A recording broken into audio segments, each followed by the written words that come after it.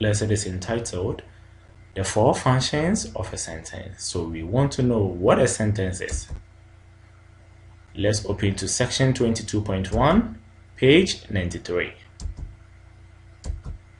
Now, a sentence. Sentence can be classified according to what they do. That is, whether they state ideas, ask questions, give orders, or express emotions. Now, we have four different types of sentences, and the four types of sentences in English are declarative, interrogative, imperative, and exclamatory. Today, after the lesson, we are going to know the meaning of all these sentences and how to use them and how to identify them. We start with the first one. A declarative sentence. Now, a declarative sentence states an idea and ends with a period. Now, when you say something states an idea, you talk about what is in your mind. It doesn't need to be answered. It doesn't need to be questioned. So you state an idea, then we call it a declarative what? Sentence. So it is to declare something that you want to talk about. It is to declare a statement. So whenever you declare a statement, we call it what? A declarative sentence. And it's very simple. Now, what is the function of a declarative sentence? The function of a declarative sentence is simply to state an idea. And it always ends with a full stop, or what we call a period, like you can see on the screen. Now, let's give examples to a declarative sentence. A declarative sentence could be a simple sentence like, I like reading. Now, this is not a question. It doesn't demand an answer. You just want to talk about your ideas that you have in mind. So you just state an idea like, I like reading. You end with a full stop, and this makes it what? A declarative sentence.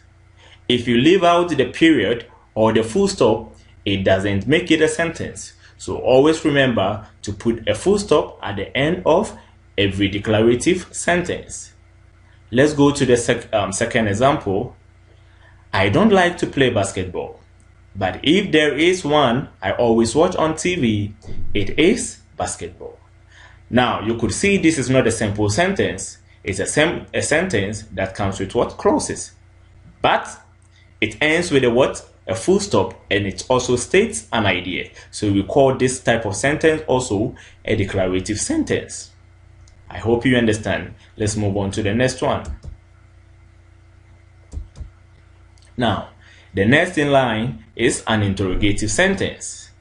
Now, an interrogative sentence asks a question and ends with a question mark. An interrogative sentence asks a question and ends with a question mark. Now, what is the function of an interrogative sentence? The function is just to ask a question. And what is the end mark? You can see the end mark in red here, which is a question mark. Let's give examples. The first example is, what is the name of your teacher? This is when you have someone else and you want to ask a question. So, interrogative sentence always deals with two people, and there is a dialogue when you want to talk to someone, when you want to ask someone about something. Again, what is the name of your teacher? So, always interrogative sentence demands an answer. Example number 2. Whose car is that? This is also asking a question. Now, this is the second type of what? Sentence. Let's go to the third type, which is called an imperative sentence. Now, an imperative sentence gives an order or direction and ends with either a period or an exclamation mark. Let's give Now, what is the function of an imperative sentence? The function of an imperative sentence is to give an order or a direction. It ends with either a period, which is the full stop, or an exclamation mark, as you can see in red. Now, let's look at the examples and let's see how it differs. Let's look at the first one. Please close the window. Now, This is giving what? An order.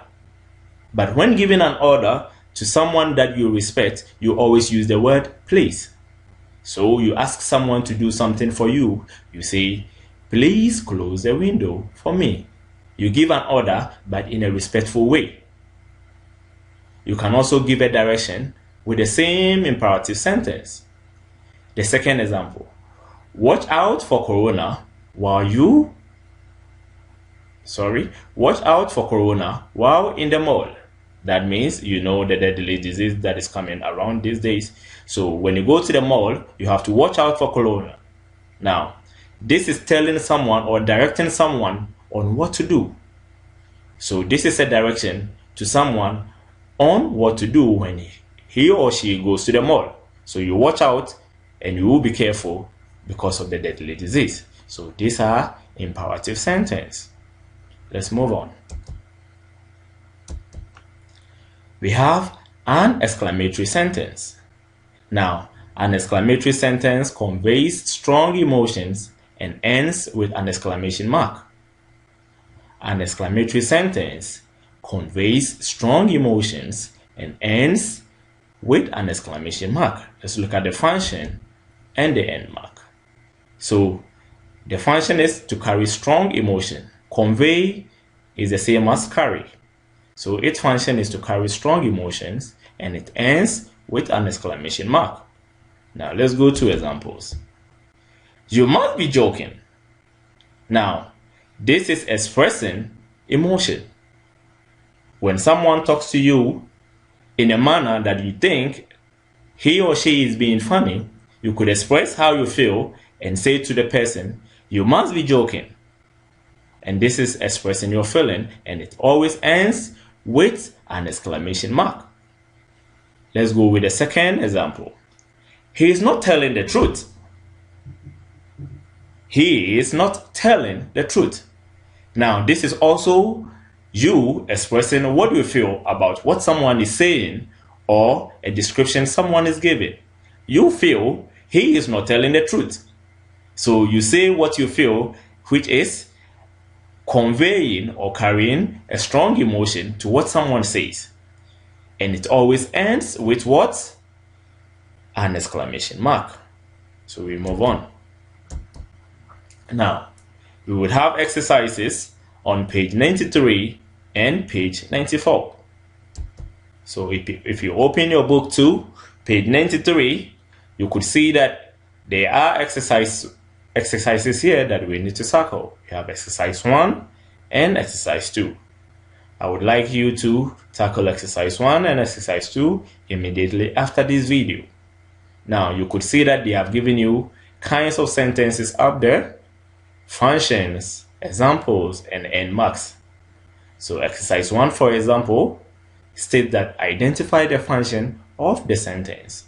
So you have to read the sentence and identify whether it's an imperative, whether it's an interrogative, whether it's a declarative sentence, and so on. Now, exercise 2 is choosing the correct end mark by function. So in this exercise, you only need to end with what? The marks. So if it is a declarative, it must end with a full stop or a period. If it is an interrogative, it must end with a question mark because it's asking a question. If it is an imperative, it ends with either a period or an exclamation. And if it's an exclamatory, it ends with what? An exclamatory, sorry. Now, after a while, you will have to tackle the second one, which would have been as a homework. And that also says, exercise 1, identify the functions of the sentence. So you could see a sentence below. You must identify by numbers what the meaning of the sentence is. So you write it in the space below. Now, exercise 2 is writing application. Writing sentences with different structures and functions. Writing sentences with different structures and functions. Example, write a compound interrogative sentence about dogs. Now, previously, we've taken clauses, we've taken You've taken a lot of grammar lessons before, so you know what a compound is. Because we took gerunds, we took phrases, we took clauses, so you know what a compound sentence is. So write a compound sentence, which is also an interrogative sentence. We have 1 to 10. So you tackle this one after a while. Now, this brings us to the end of today's lesson, which was presented to you by Mr. Mohammed Khalil. Thank you very much. Bye-bye.